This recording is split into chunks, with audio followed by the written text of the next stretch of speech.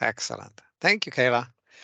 Okay, so as everybody knows, we do record these webinars, and if you have to run out or the phone rings and you got some fire to put out, you can always watch it later because we'll make sure that it will be available for everyone on our website. Um, let's go ahead and start with the agenda. If you have any questions or comments, please feel free to interrupt. It is a very open platform, and I kind of like working with teams. Also, today we have it looks like a decent agenda, but everything is fairly brief. So we don't have much news at the moment. We're in one of those phases where everything is kind of in limbo and waiting for this and doing that and testing other stuff and stuff like that. So, but as you can see, a little welcome, some introductions for those of you who are new to let you know who the team are, why we do this, any news. Kayla always for the MOTS and Citrix updates. Mary is our volunteer for should provider be submitting data. And Kayla will talk a little bit about MOTS and if you need a refresher. Jody always does a very good job at telling you what to do and how to do everything. If you're switching from the client entry tool, the web tool that we have, to an electronic data interchange, in other words, to electronic health record or electronic medical records. And then we have agenda number 9, which is for any more questions, answers that you might have. Also, you can put them in the chat if you don't have a microphone or something going on. We always like to keep an eye on that. And I would like to go with the slide number 2.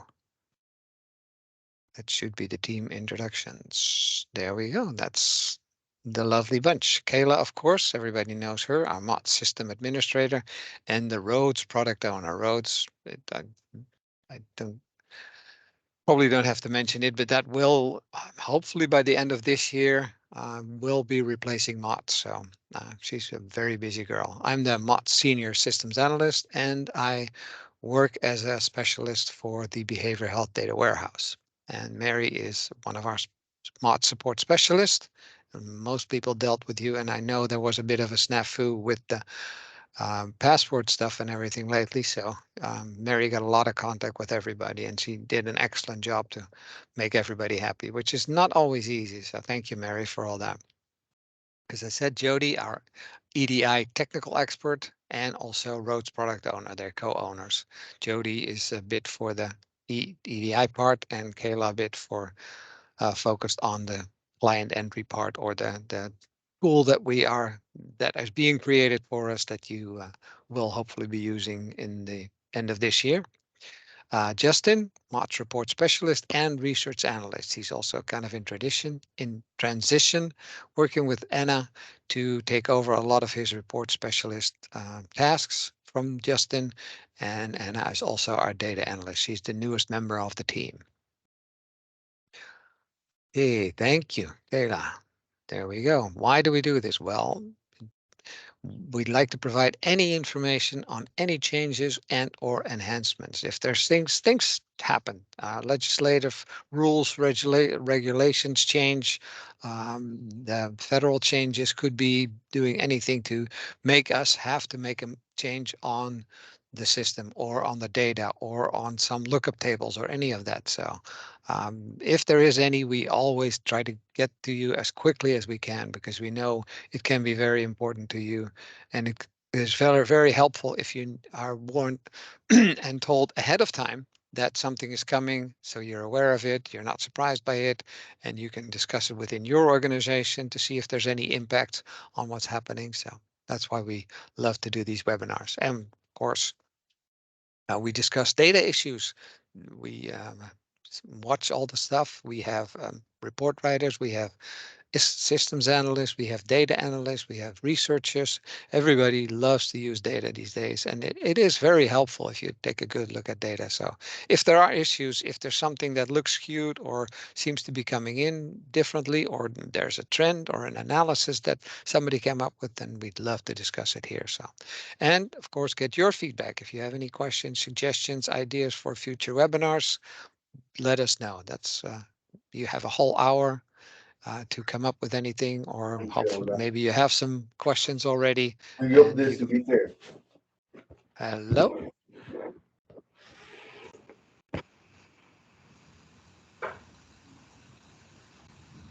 you have a question, Leonard? Oh, that was accidental microphone. Okay, so yeah, hopefully if you have any questions, just chime in, and hopefully one of us is capable of answering the question. If not, then we can take it offline and go back to our other co-workers, colleagues, different units, and get you the answer, and we'll bring it back and let everybody know what the answer might be. So, okay, next, the news update. As I mentioned, I'm also working with Lyle Ming, who is the product owner of the Behavior Health Data Warehouse. It is live, it is up and running. It is still requiring some tweaks. That's why you might have not seen anything of it yet, but you might have heard about it, because what we have done in the data warehouse is, and that was a big thing that the Health Systems Division has been wanting for a very long time, is to kind of combine the MOTS data with the Medicaid data, the MMIS system. I'm pretty sure many of you are very familiar with it as well, because that's where all the claims go for everyone that's Medicaid eligible.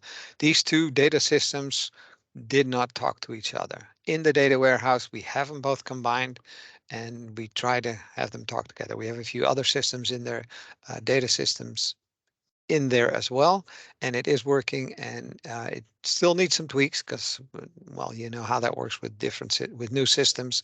They all need to have some updates here and there, and once the system is there, then you realize what you can have a most beautiful design, and then when it's actually live, you'll realize, like, oh, we did not think that 100% through, even though you had plenty of people talking about it, thinking about it, checking it, testing it. When the real life data comes in, then sometimes we need some work. So, okay, the ROADS, the Resilience Outcomes Analysis and Data Submission System, is currently in development cycle 2 and sprint number 4. And sprints and cycles is a combination of a set time that a certain amount of work is done, and then when that's done, it's evaluated, and then it's decided at the end of one what will be done and trying to take care of in the next cycle sprint combination, for those of you who are not familiar with those terms. MOTS, the reporting administrative pause, is extended until further notice, and that means that your 90-day update is still under pause. You have to admit, and you have to discharge.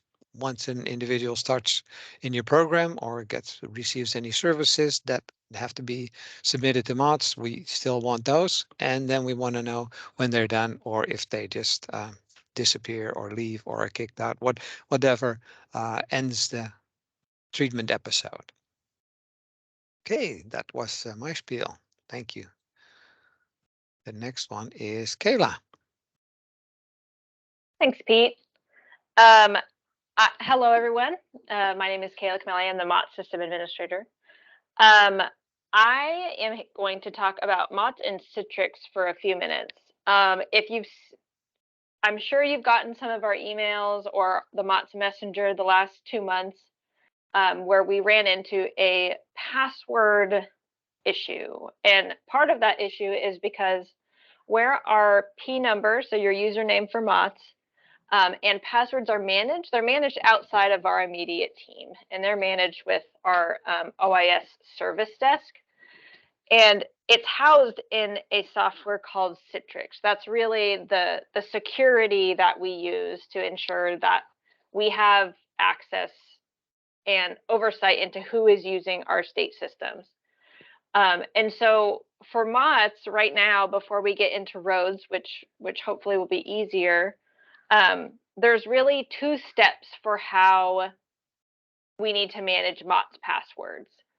So in order to keep your MOTS information current, you will need to keep your password up to date in Citrix, and that typically is on a 60-day timeline is when that password will expire.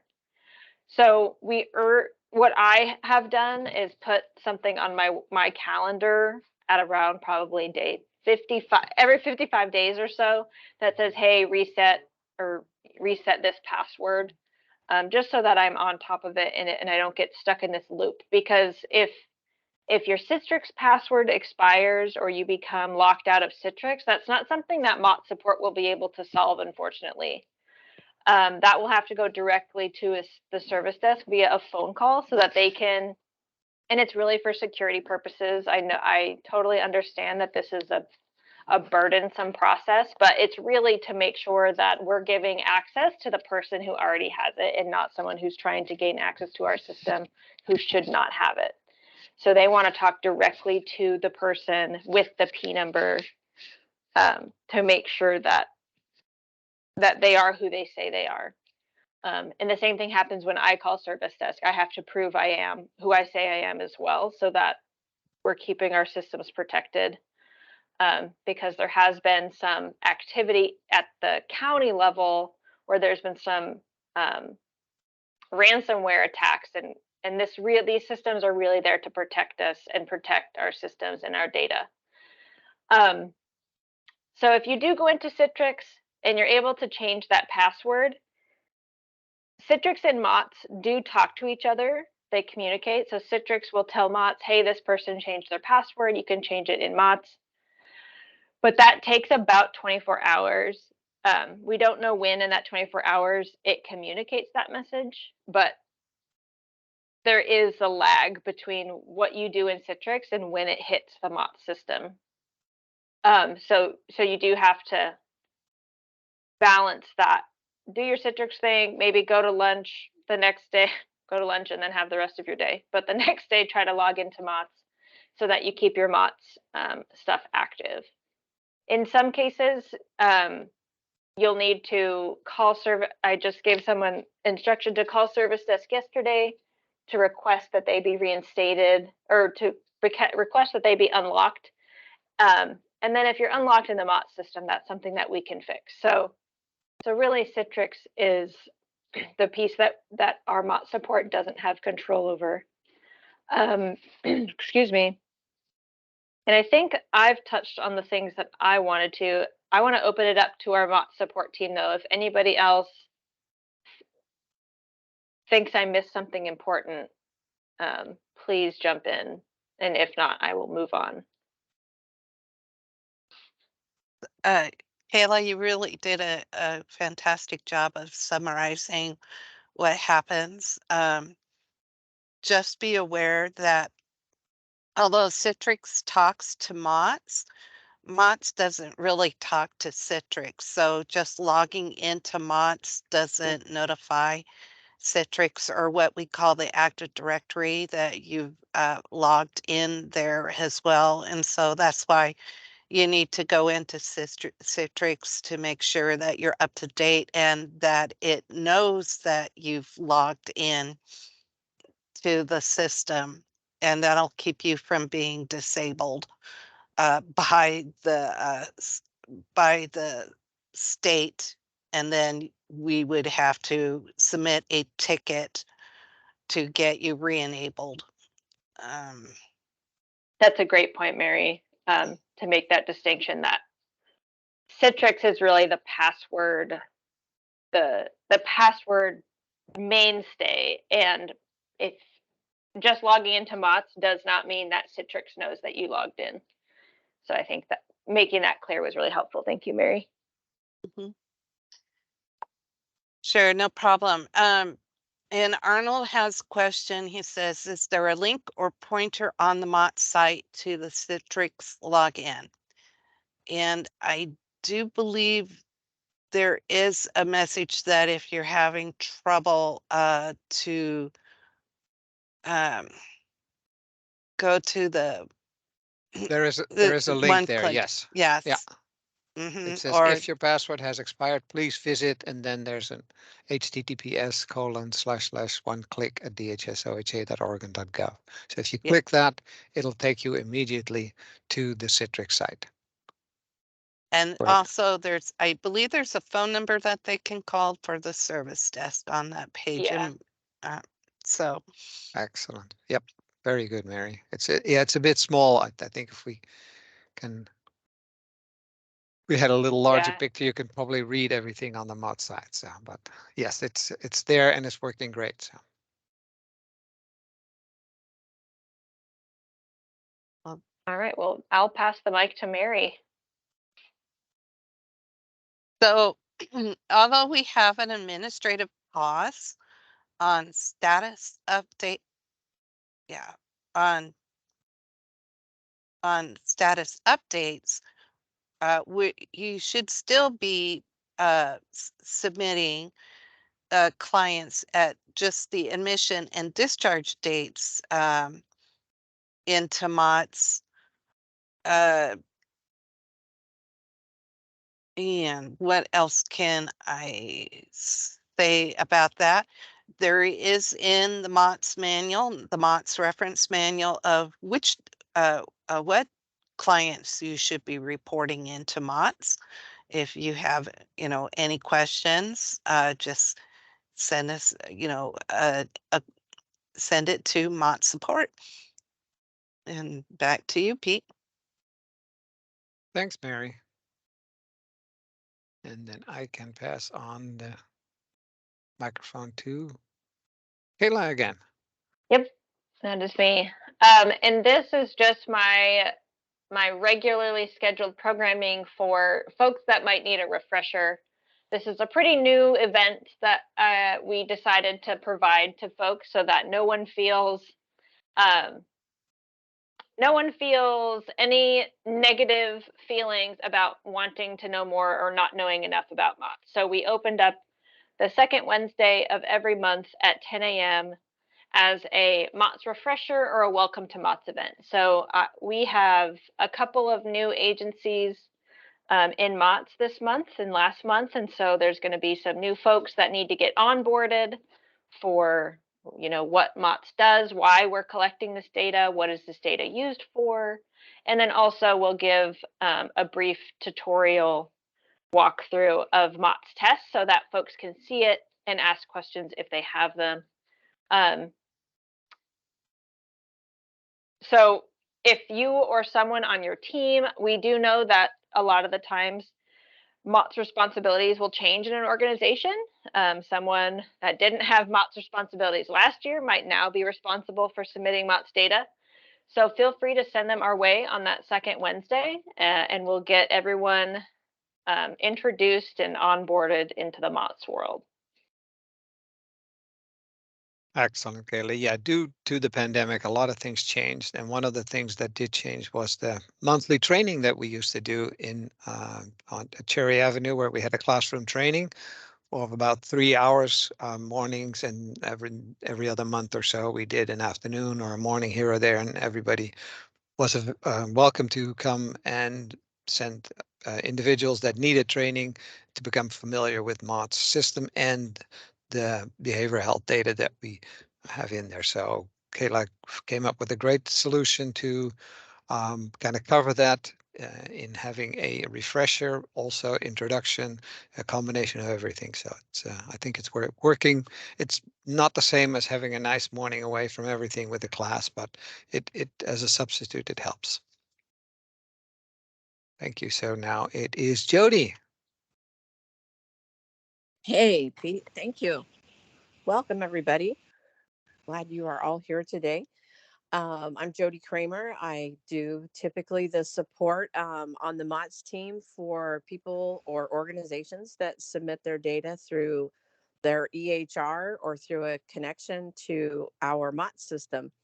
So if your organization is considering maybe you want to change from client entry to the electronic submissions, there's a few steps to do so.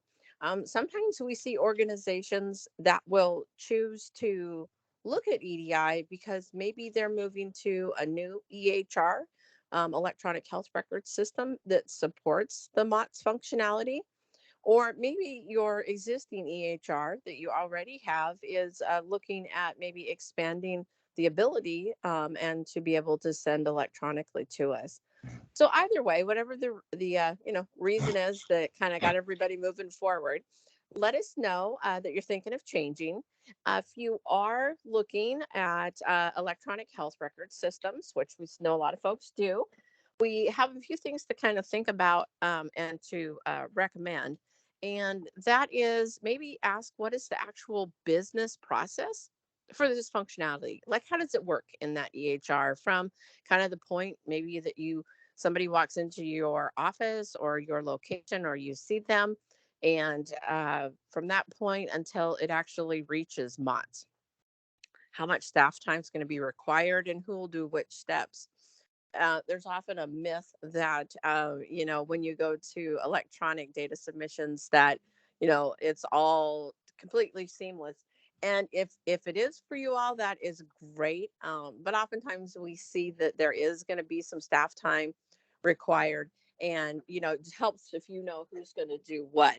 So, of course, we want to put out there that we have, there's no one way that's better than another. We have no preference on how it gets to us other than it meets our requirements documents and that you're able to get it into our location. So with that, moving on to the rest of them so I can fall within Pete's, this is going to be timely, which is kind of falls in line here with project timing. If you are going to be doing this, we want to kind of know how soon, where you're kind of thinking this needs to be done at. Is it a month? Is it 6 months? Maybe you're thinking a couple of years out. Process for switching. There is a way that we take you from the client entry submission method that you have now over to the electronic, which we'll go over. We've been doing it for years, so we've got it all lined out for you. Should be fairly painless. The secure file transfer protocol setup. It's a lot of word salad there, but it stands for SFTP. And that's actually a type of a server that we have here at the state. And we get an area on that thing set up where either your record system, your EHR, or you as a staff person will connect to and send your files. If you have been using client IDs in the MOTS client entry portal that might be different than what your EHR will be sending, we kind of want to chat about that so we can find best way to get those updated. We also recommend that once you do the second bullet on this thing, that you'll be able to define your business processes, because that's always nice. Everybody knows who's doing what. We do test your files through EDI. And the reason you might be like, well, we're looking at, say Dr. Cloud, and we know that they have a lot of other customers that are sending data to you. Why do we have to certify, right? Or why do we have to test our files? Well, there's so much customization, especially to meet all of the unique needs of, the services we provide, that oftentimes those different setups can have a little different alignment. So we just test your files at the provider level. That way we know your setup and your customization and system is working 100% for MOTS. Once we do that, we go live, which that just means your files now actually that are coming to MOTS won't be in a test mode. They're going to be in a live mode. We're going to accept the ones, we're going to load them into MOTS that are good, and we're going to give you some information. We're going to work with your system to get them in and out. And then once you go live, an option we give folks is to schedule some follow-up sessions. And that's typically with our team, myself, most of the time, and possibly your EHR system. And it's just to see, once you're live and you're getting actual files back and forth, maybe you have some questions, things that may have come up that we didn't think about while you were going through all the other phases of this. And so they can be weekly, bi-weekly, monthly. We're flexible. So kind of whatever fits your organization's needs. But bottom line, if you're switching from CE to EDI, please let us know as soon as possible. We want to just get our resources and our teams aligned so that we can support you from start to finish. So with that, Pete, unless we have some questions in the chat, which I haven't been looking at, I will hand it back to you. Thank you, Jody. I have not seen anything pop up. Okay. That brings us to agenda item number 9, questions and answers. Are there any questions, anything we did not touch upon or anything that we were not clear of?